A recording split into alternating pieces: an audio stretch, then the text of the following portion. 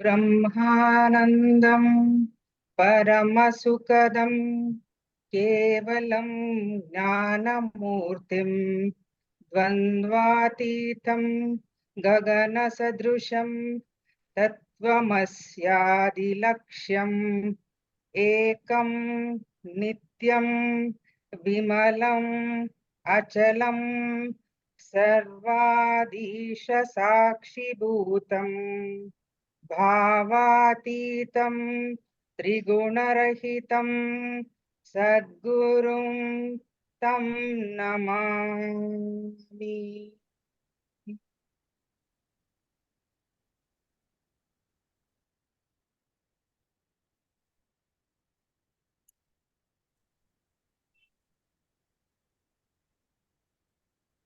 Our first meeting was 31st October. Ah, not bad. Okay. All right. So 31st October, November, December, January, February. Okay. Yeah, it's been going from a reasonable time. Right, Suresh, here we go. Yeah. Thank you. Thank you, everybody. So, salutations to our Guruji, Gurus, Sri Adi Shankaracharya, Sri Swami Paramarthananda, and Vidan as well. So, the verse is Agami Karma 38.2. So, it goes like this. Agami Karma api jnanena nashyati kincha agami karmanam nalini dalagata jalavat jnaninam sambandho nasti.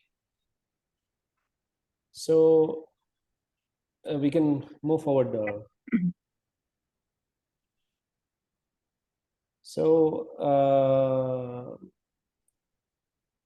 I will start off with a little bit of background. And so the karma is both punya and papa. And as we go through our karma in our normal life, through Ajnani's viewpoint, we have ahankara, the false ego, the mamakara, the attachment, the raga, sukha, and dukkha, raga, dvesha. So as we move through our lives through the false ego, we start having attachments, and because of attachments we start having sukha and dukkha, and because of these we start having our new karmas as well, prarabdha karma, new karmas as well. So the cycle continues until unless we don't realize ourselves. And the three karmas that we are talking about, karmas are divided into three karmas. Sanchita karma, prarabdha karma, and agami karma. So sanchita karma and prarabdha karma has already been covered. So I'll be talking about agami karma, but a brief background also will be given. And then I'll be talking about what happens to the karma as the person is enlightened. He becomes a jnani. So one thing to be noted here is, as the person becomes a jnani, he loses the sight of body, mind. Loses in the sense he operates from the higher ego, and then the attachments are not there, and equally raga dveshas are not there, and the karma is not there. So can we move forward? I had sent a new slide. Can you present that, Vidan? It's not the one? Just now I sent it because I was not able to present. No? Sorry for that.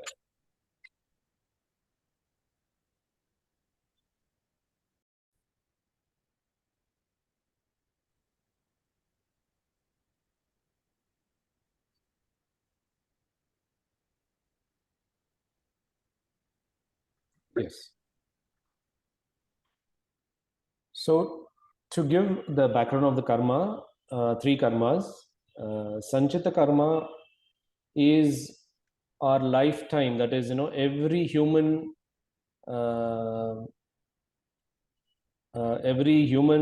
life that we have been through in the previous lives, all of that put together would become the Sanchita karma.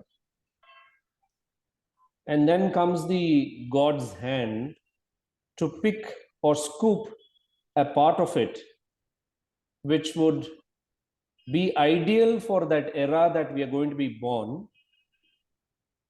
And so it's Prarabdha karma is a part of Sanchita karma, and it is picked in a way that will be ideal for us to reach the spiritual goal in that life.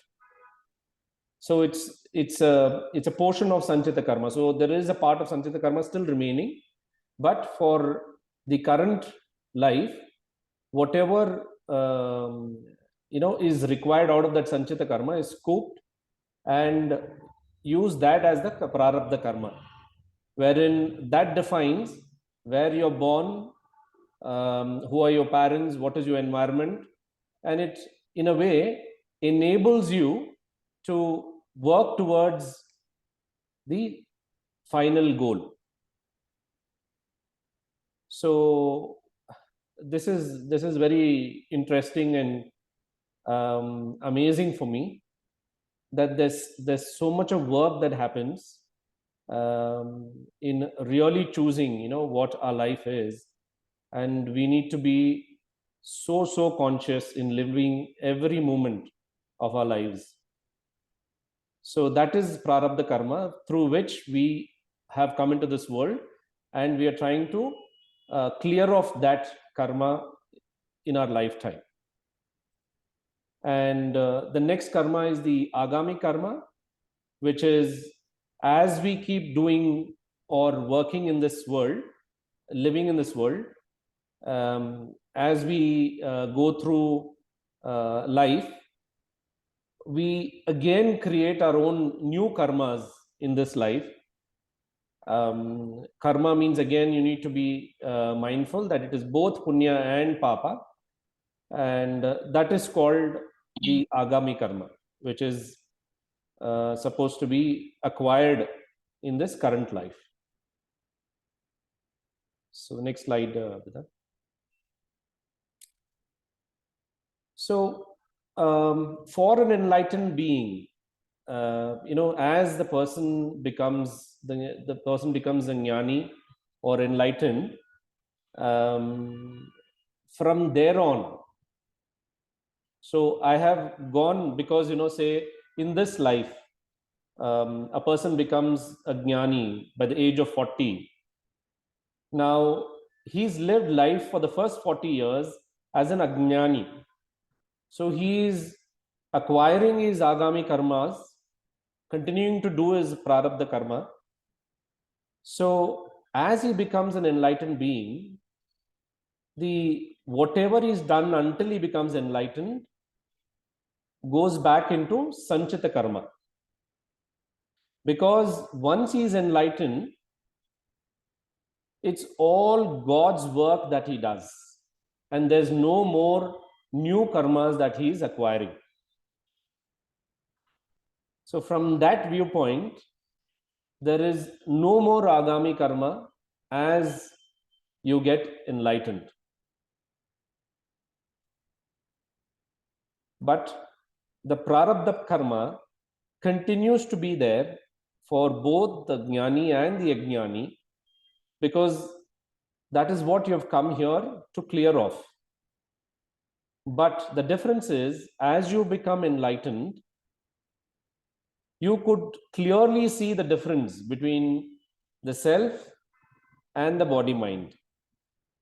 And even though you have experiences of pleasure and pain, you exactly know how to handle it. And because of that, there is no more new karmas being added to you. So the agami karma is no more generated. Prarabdha karma will be there, but you're not generating anything out of it. It is necessary for you to go through it.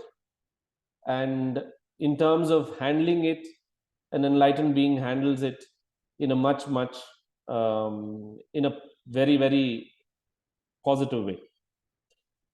So from that perspective, sanchita karma, which is again the huge mountain, huge log of our previous lives, karmas,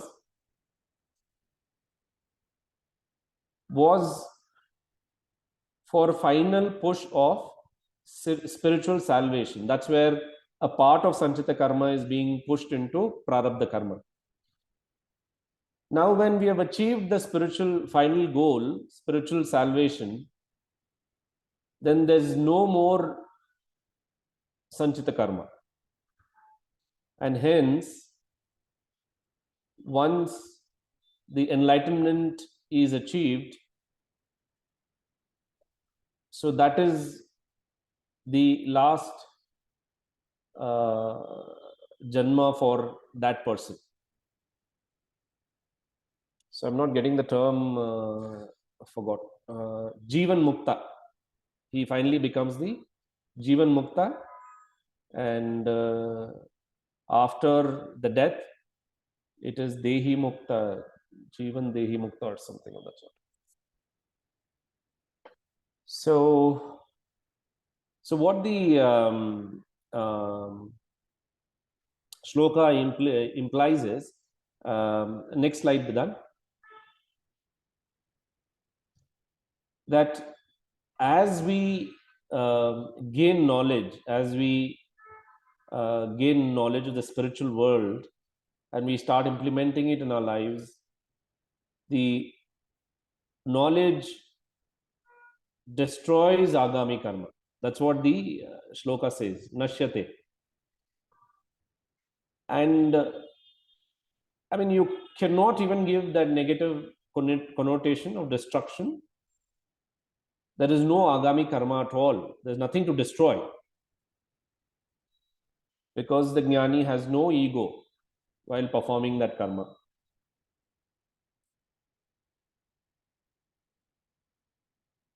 And the second part of the shloka, nalini dalagata jalavat, that is as if, like there is the leaf of the lotus flower, and it floats on the water. Even if the water falls on it, it doesn't affect it at all.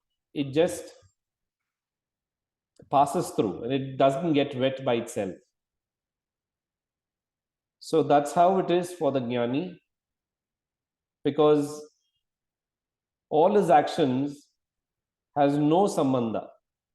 He doesn't have any attachments, because he doesn't identify with the body mind. So yeah, this is where I'll end, Bidan. Thank you.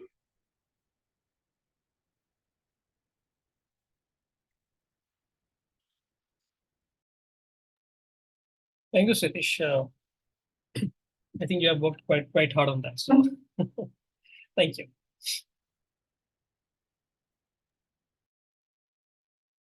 I'll share the next shloka.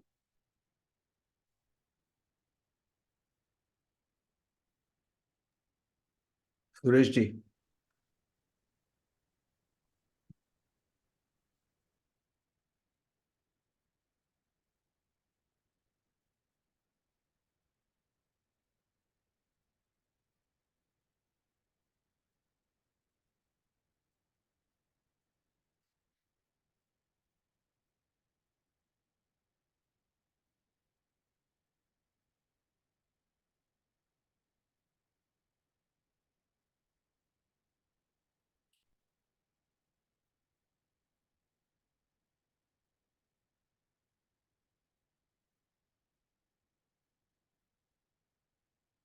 Are you all able to see? So we begin with salutations to our gurus. This is Shloka 38.3. It's in continuation to what Suresh has already told. I think a lot of it is already covered. It's also the concluding part. I think this and another shloka and we are done. So the shloka is this, but let me actually take you to the next slide where I can pronounce it better. So it says, Tatha cha atmavit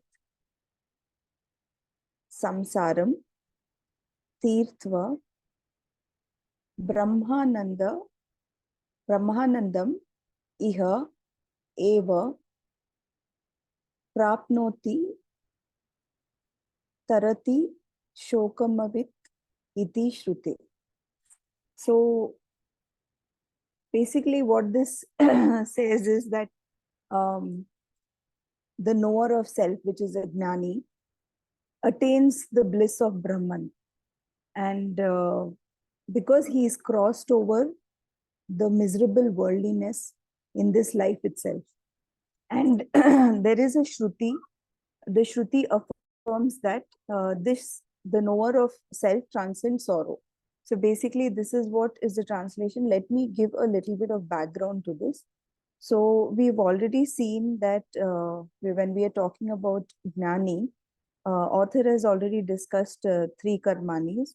Prarabdha is exhausted, Sanchita is destroyed, and Agami is avoided.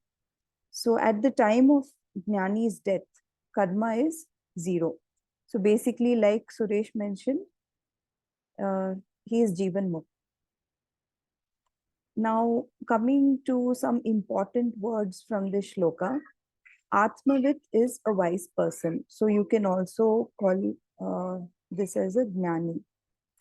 So it says that a person, a wise person who has crossed over, right, the realms of samsara, which is basically, I think what we talk about like attachments, the raga, dvesha, fear, all those things, the ever-changing, unstable, that is called samsara here. And tarati means crossover. So one such a wise person who's crossed over this,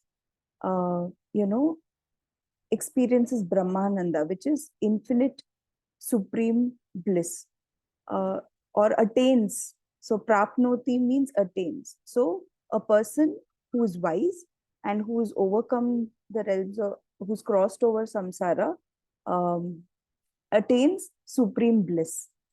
So, and here he overcomes sorrow.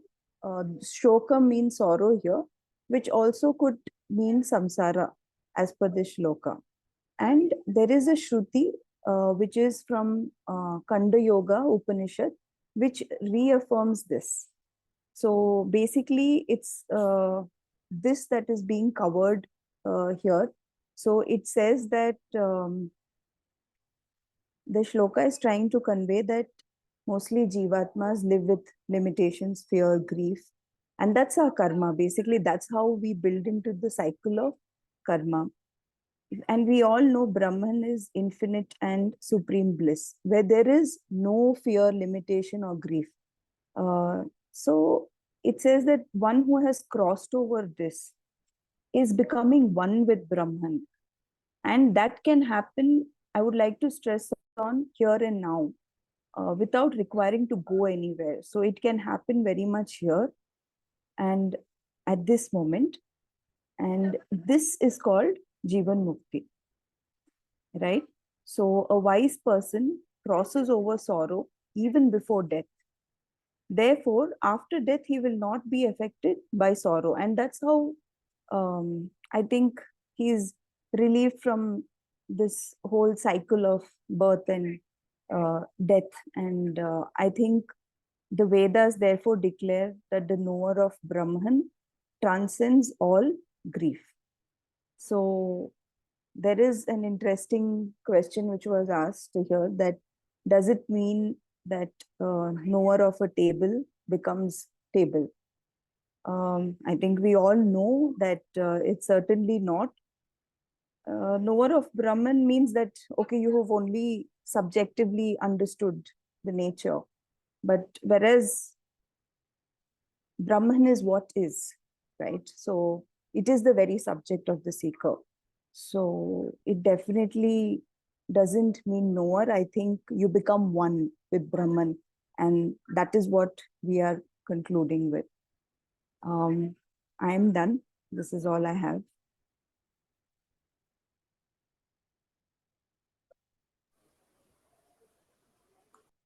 So I am presenting 38.4.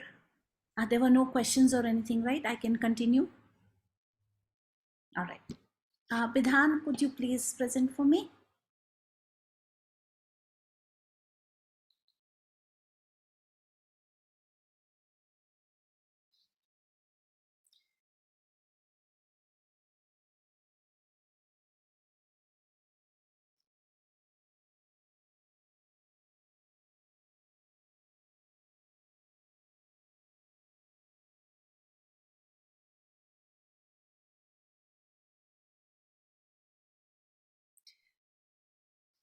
My shloka is 38.4.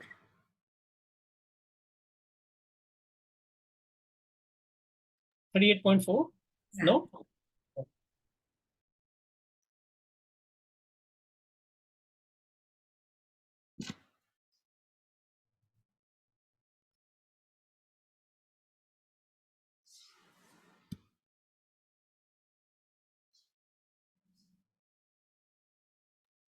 Are you able to see the sloka 38.4 on the screen?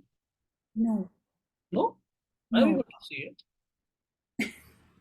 I was just waiting what's happening. All right.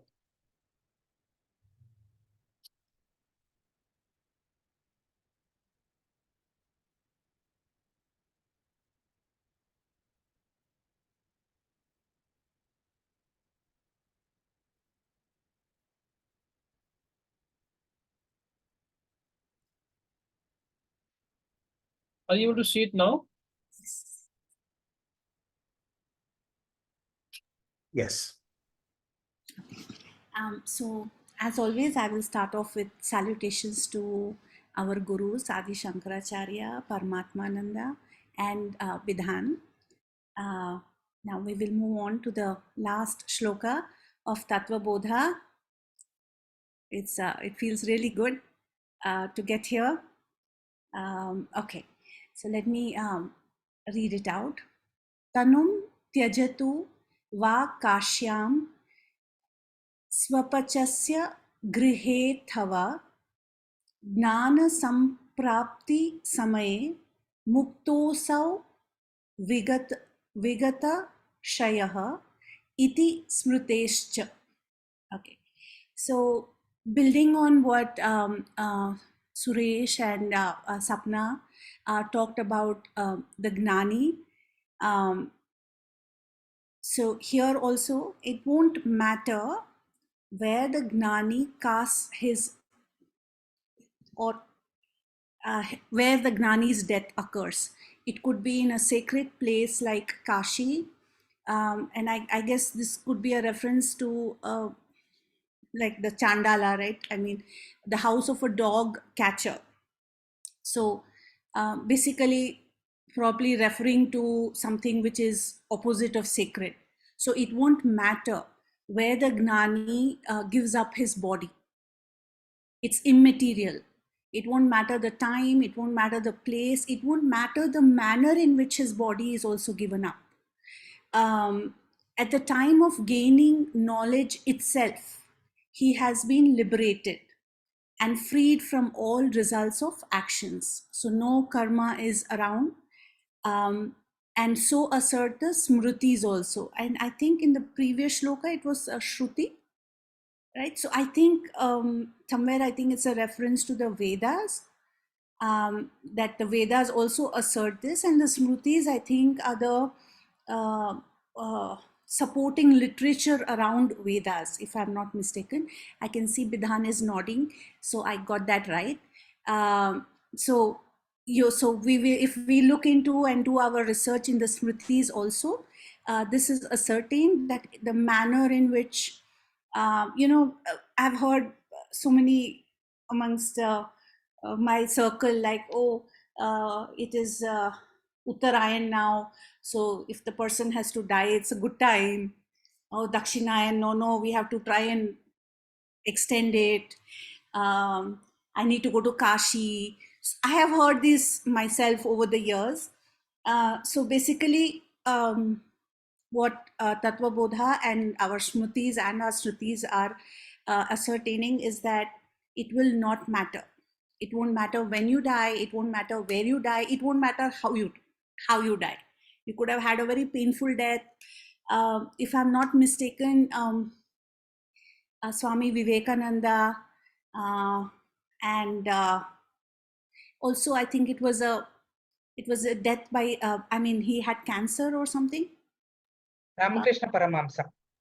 Ramakrishna Paramahamsa. So while the disciples and the people, the devotees around are very worked up about it, he himself is absolutely fine, because there is no identification that is happening with that body.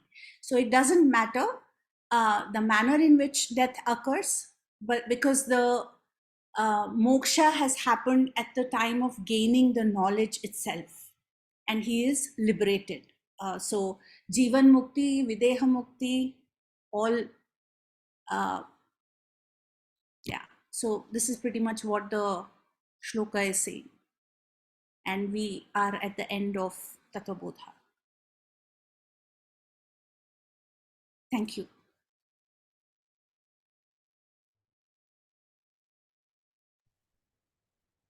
Thank you, Kausha. You bring an energy to the entire thing. So thank you so much.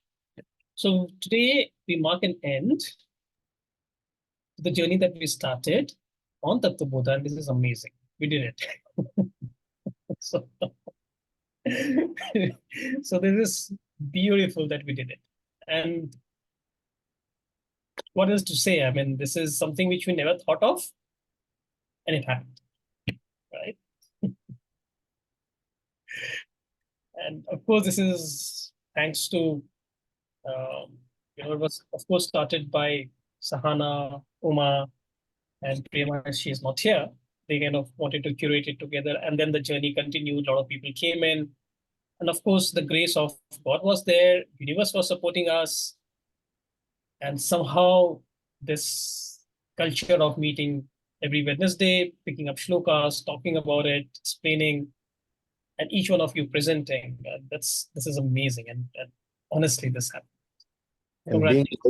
And being guided by Bidan, I'm sure he would not say that. So, I'm sure. And what we've done, Bidan, is used to take all our slides, do a lot of work, put it up there for us. And somewhere along the way, you just empowered us to do things ourselves. So, yeah, so glad October to now. I mean, The whistleblower was Bidan. Yep. Sorry. Yeah. 2 points I like to just mention before we end this. I mean, I just thought when I was reading, I just mentioned, because we've done it before, so I just want to mention. So the reference of Chandogya Upanishad that is given here in the shloka that we just read, is from where the description of the primordial syllable of Om comes into the picture. Where all the Om meditations, whatever is there, that is where the explanation, though TattvaBodha also refers to a part of it as Chandogya Upanishad, the primordial syllable of Om, where the meditation of Om, the explanation of Om, is where the reference is taken from. So what the Om meditations that we generally have done before is from Chandogya Upanishad, how the whole thing has to go on. That was one point. And second point, what Kaushal mentioned about whether the body is going to be given up, the Stula Sharira is given up in Kashi. One of the readings where I was reading explains that Kashi is also called Varanasi. So that is nothing but a confluence of two rivers, Varuna and Asi. So one of the teacher or one of the gurus just tells that is actually within us. It is Varuna and Asi are in our Ida and Pingala here. The two nadis that are there. that itself is Kashi. So it is the two Ida and the Nadis that are there, no, the right and the left Nadi. So that is nothing but the Kashi of the body. Varuna, Varanasi. It's the confluence of those two rivers. That is where they connect it to that your body itself is there, that Varanasi. Like how Kaushal was saying, I want to die in Kashi, or I want to give up my life in Kashi, that is not, it's not the place that is significant. Your body itself is having the same as the macro and the microcosm. So this one I wanted to mention because I was reading it somewhere when I was seeing the last shloka. And what is the home meditation you said, Uma? The Om meditations that understand. we generally do now, is one of the most important chapters of, one of the most important explanations in the verses in Chandogya Upanishad. Like we do the A, U, Ma syllable meditations, right? That is explained in detail in Chandogya Upanishad.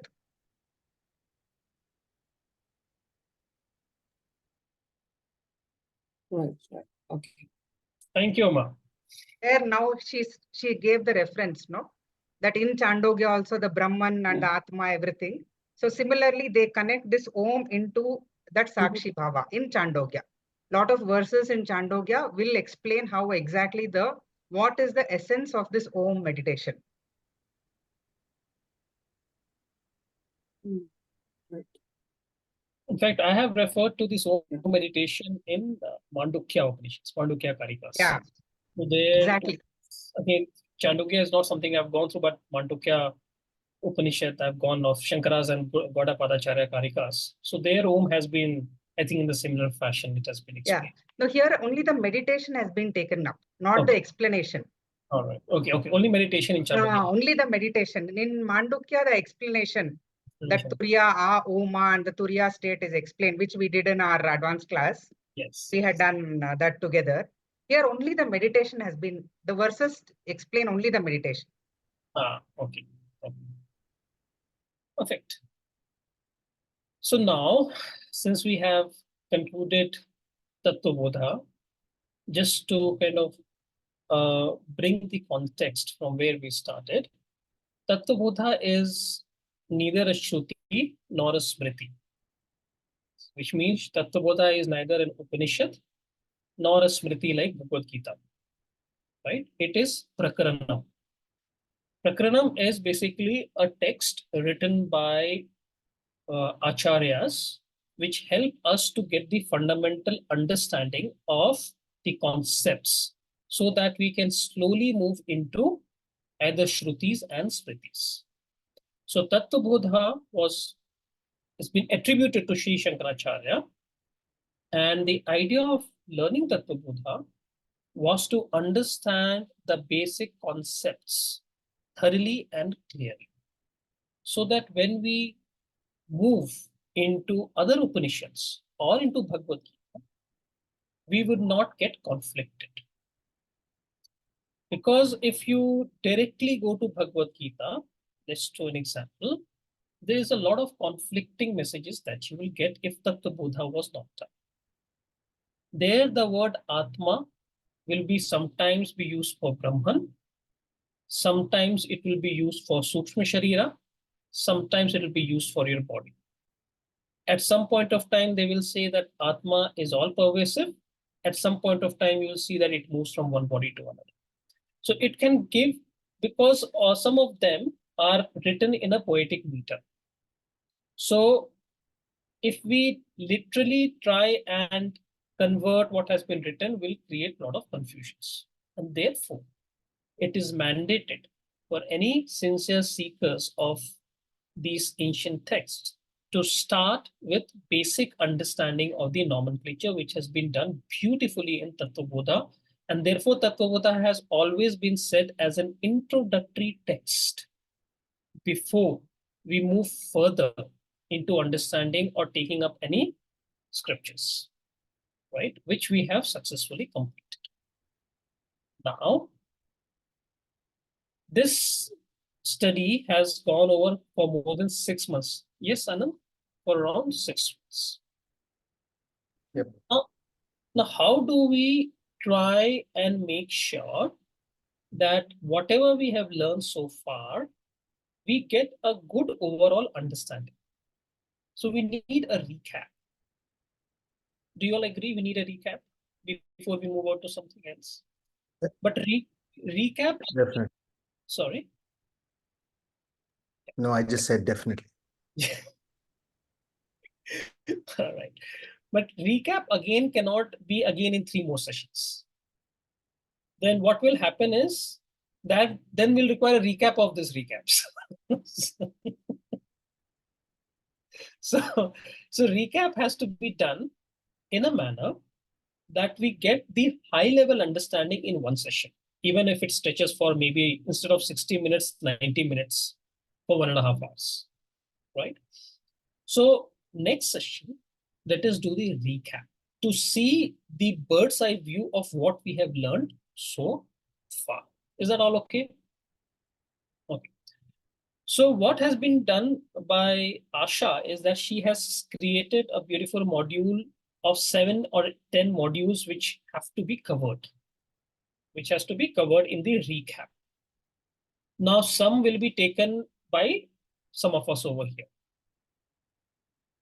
The person will be, whosoever gets a module will be presented, has to be presented only in 5 to 7 minutes, not more than that. So what we will do now is that we will populate the certain points that we need to cover in the recap, and we will write the names of people who want to present. So maybe I will take a couple of them, Asha, Uma, Anand, Sapna, Suresh, Shahana, everybody over here. Shanjini, everybody. I'm just, that doesn't mean the name which I've taken have to. Anybody over here can pick up a particular concept and give a high level understanding and getting the essence of it. Is that okay? Right? Just to give a context here, suppose one has to take a topic of sadhana chatushtaya. Suppose if I take up a topic of sadhana chatushtaya. So there are 4 things that are required, which is your desire, discrimination, determination. There are 4 things that is required. Now we are not going to get into the details and specifics of mantras. What we have to see is in 5 to 7 minutes max, because we have to cover everything in 1.5 hours. In 5 to 7 minute max, how can we bring out the essence? That is important, because what will remain with us is the essence. We may forget the shlokas over a period of time if we are not revising it on a continuous basis. But what remains with us is the essence. And when we have the essence with us, then the next session that we can do is to, 1, clarify all the doubts which has been raised in during last 6 months of TattvaBodha, 1, and 2, use that essence. How do we use that essence in our day-to-day life? Does it make sense? So next 2 sessions are going to be, the next session will primarily be only on recap. And when we are doing the recap, we are not getting into too much of detailing. Suppose if we are talking about Shariratraya, Sthul, Shukshma, Karana, Sharira. Ultimately, what is it the shloka trying to say? That there are 3 layers of personality. I am none of it. That is the essence. Since I am able to see all the 3 layers, I am none of it. So that essence needs to be brought out, and therefore, knowing this essence, how does it change the way I look at life now? So we kind of map it with our day-to-day experiences. So if we are able to do it, if we are able to bring out the essence and map it with day-to-day experiences, even though we don't remember the shlokas, but we'll still live the Upanishads that we have learned over last 6 months. Is that okay? Does it make sense? Any thoughts? Any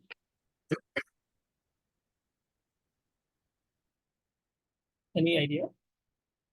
Okay. Devesh is giving a thumbs up. Anybody else? Done. It's perfect, I guess, because we are doing all of this so that this knowledge can become a reality in our lives, and we see the effects of this beautiful learnings that we are having. So it's absolutely important that we do what you've said, and it's not that everybody, and again, the results don't happen just like that. Even if you're gaining knowledge, results don't happen just like that. You have to do a lot of sadhana. You have to take it in, show to your body and mind that this is a possibility, and do practical work and prove to it that this works. And only then, when both of them are in alignment, the knowledge becomes real for you, and you start taking it in your blood and start using it in a regular manner. So it's very, very important that we do this. Thanks for that. Perfect. So all of us are aligned to this part right now. So next session. So by tomorrow, I think, Asha, will you just take the coordination piece in terms of who is doing what, right? And Sure. in terms of that, we'll have a quick chat today in the end. After that, and we can take it out from there. So that's something that we can do and present it for the next week. In terms of what is the time allocated for each of the concept, then we take it from. That's the first thing that we want to decide. So next week and next to next week, then we are kind of done. So month of May, we are completing TattvaBodha. Now, coming from month of June, maybe we'll take a break for a couple of weeks. What is it that we want to start? Since we will have the basic understanding of terms and conditions, we can take up anything now. Bidan, what do you think is the next one that we need to attempt? Maybe if you can guide us. All right. So I can just give you two options right now.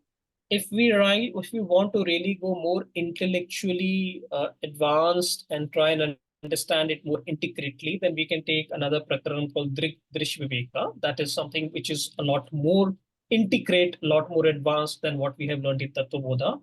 But if you want to take something which is a lot more practical, something that you can use it in your day-to-day lives and deal with things, then we can take a Bhagavad Gita.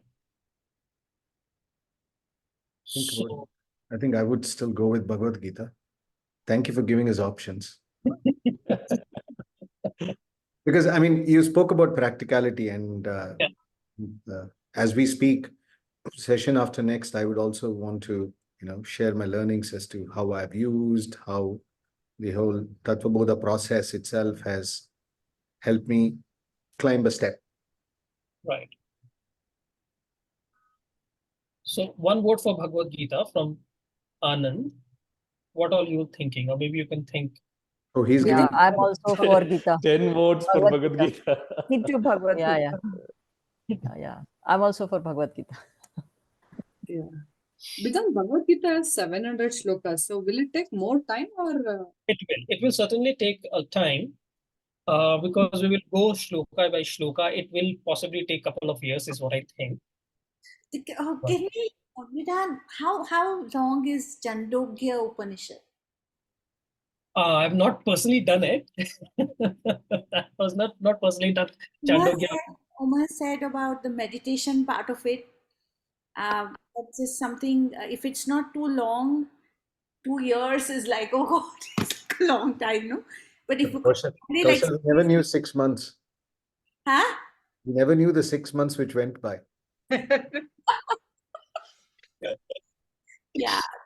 Is it for 9 months? Because September we started, isn't it? No, November we started. October. After Diwali. 31st Sometime after Diwali we started. I thought. Right. We took a break in between too. And Vidhan, how long is this other this Viveka, what you said? That is twice as big as the one which we did TattvaBodha. There is another called Ishavashyam Upanishad. Again, Ishavashyam is a little shorter. But there again, you will refer to the same things that we have learned in terms of consciousness or inherent nature, which is consciousness, Brahman. Uh, um, what happens generally in Bhagavad Gita is that the beauty there is that Arjuna basically does not go to Shri Krishna for the knowledge of Brahman. He says, "Do I have a problem? I am emotionally wrecked. I have to fight. I don't have the strength to do it. I really don't want to fight this battle. I want to run away from here. It's not something I ever wanted to do. Please don't give me gyan. Tell me what I'm supposed to do." So that is the context of Bhagavad Gita in terms of real life. Look, I am like hit from all the sides. How do I stand up and get through life? So that is how Bhagavad Gita has been written. Whereas, for example, if you look at Kathopanishad is also an Upanishad which is very popular, from where a lot of slokas in Bhagavad Gita has been taken. There is a boy who is enlightened when he is born, and he basically so Yama Dharma Raja gives him everything. He says, you take the most of the wealth, you take all the cows, you take multiple lives, whatever it is. He said, no, I don't want anything. I want Brahmanyana. So I personally feel that we all kind of relate to Arjuna more than someone else who is like looking from Brahmanyana. I mean, we are looking at solutions. Mm. And one thing I can promise you, when we are going to do Bhagavad Gita, it will be very different the way it is done everywhere else. Because we now are having the support of TattvaBodha. But yeah, I mean, it's up to you to all to decide whether we can do Bhagavad Gita, we can do Drigdish Viveka, that is a Prakaranam, or we can do another Upanishad called Ishavashyam, which is a proper Upanishad.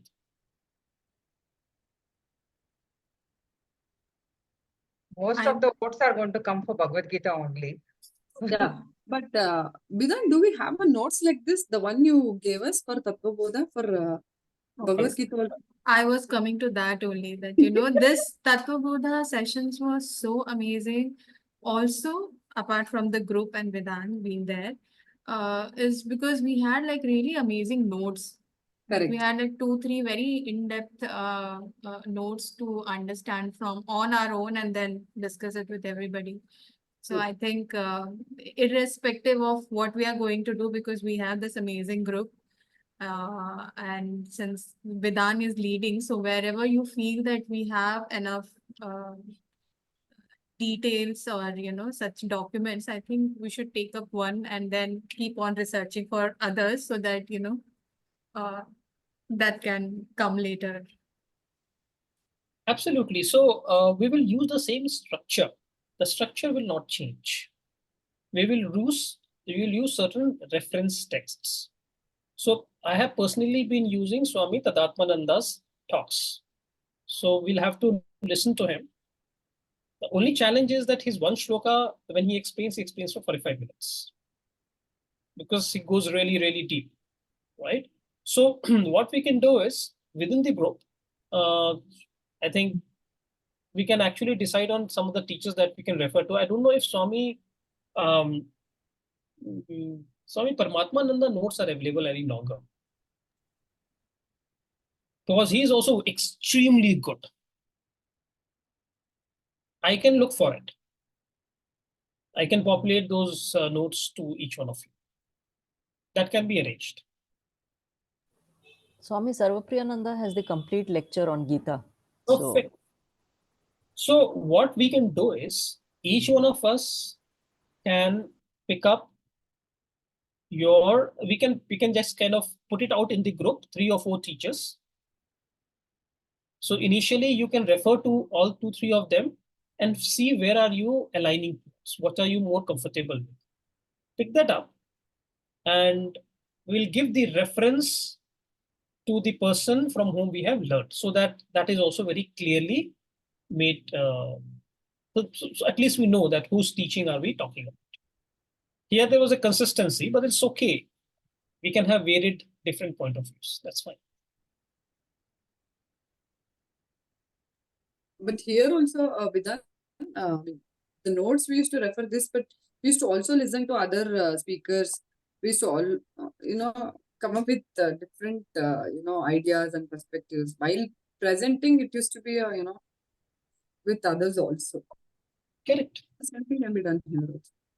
Yes. And once we take notes to read, and we can, listen to audios from different speakers also.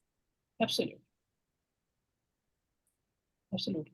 Because one thing I've understood that if we do Bhagavad Gita after TattvaBodha, honestly, there is nothing else left. You see it for yourself when you do it. Chapter 2 itself will actually blow you off, because in chapter 2 itself, they will cover the concept of consciousness. They will cover the concept of vairagya, all the commotion about everything will be spoken about. So I don't think the journey we are in, we are ever going to say that we have got it all. There will always be more to it.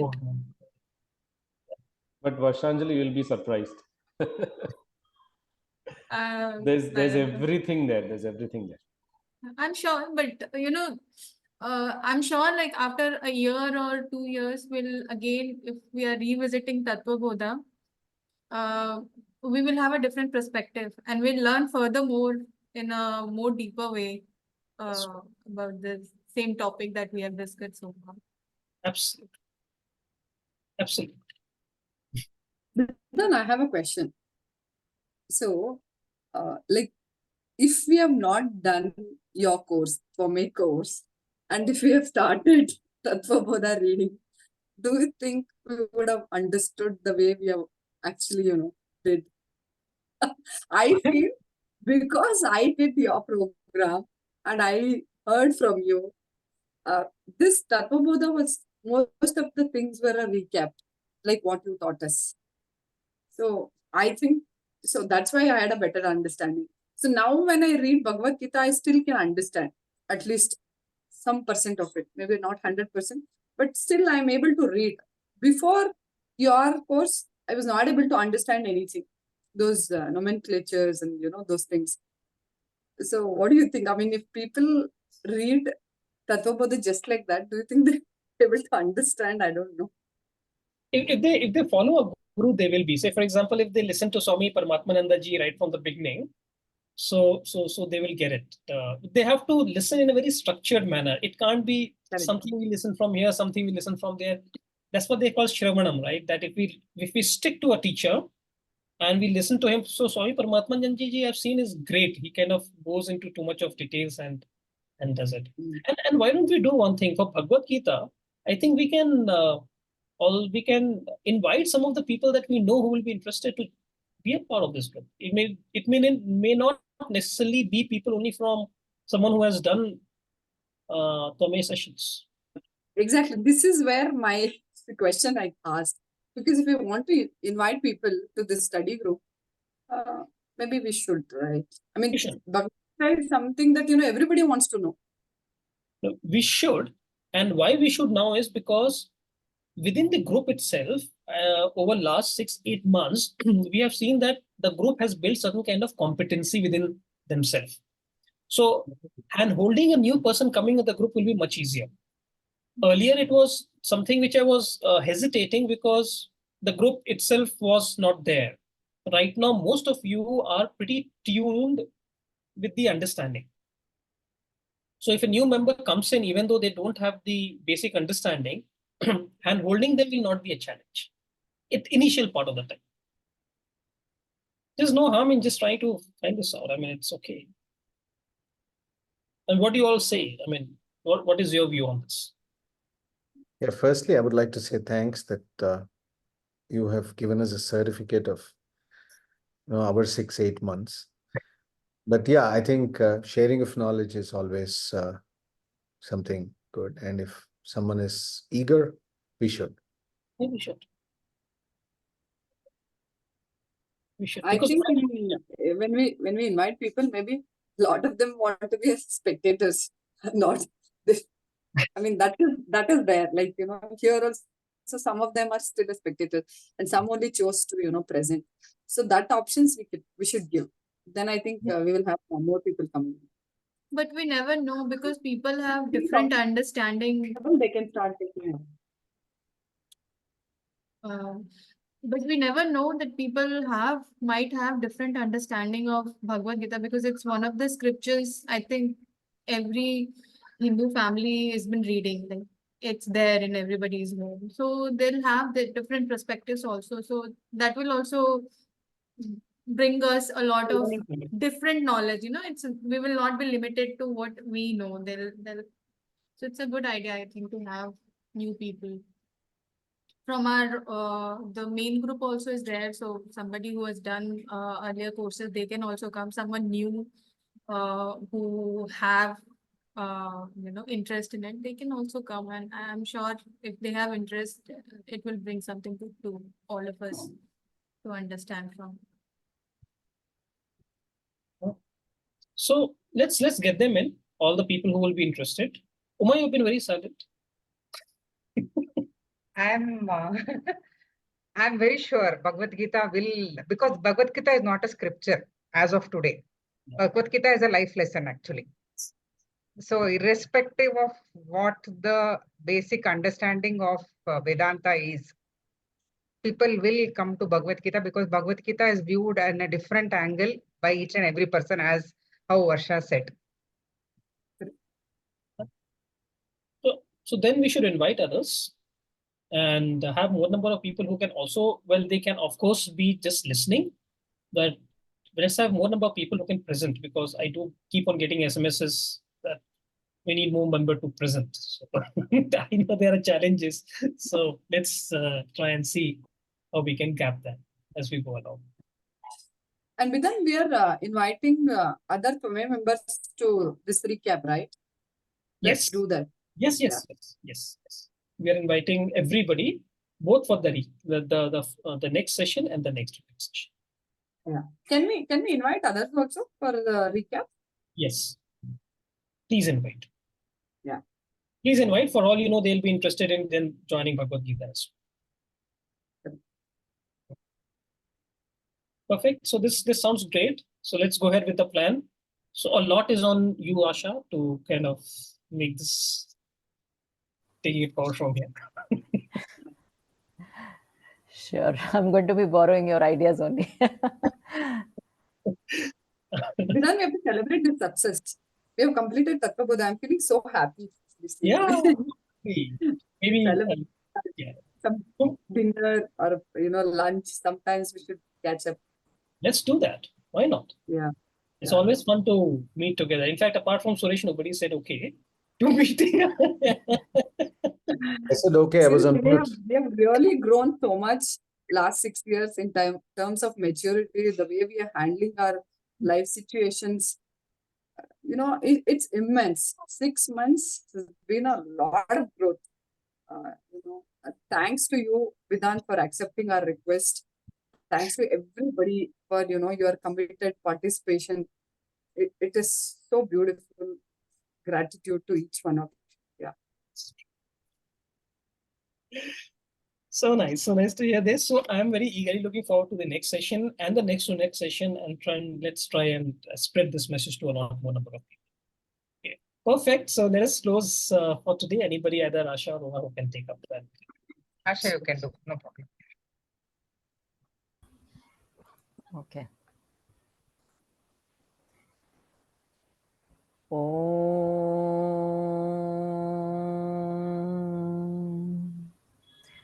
भद्रं कर्णेभिः शृणुयाम देवाः भद्रं पश्येमाक्षभिर्यजत्राः स्थिरैरङ्गैस्तुष्टुवांसस्तनूभिः व्यशेम देवहितं यदायुः स्वस्ति न इन्द्रो वृद्धश्रवाः स्वस्ति न पूषा विश्ववेदाः स्वस्ति नस्ताक्षर्यो अरिष्टनेमिः स्वस्ति नो बृहस्पतिर्ददातु ॐ शान्ति शान्ति शान्तिः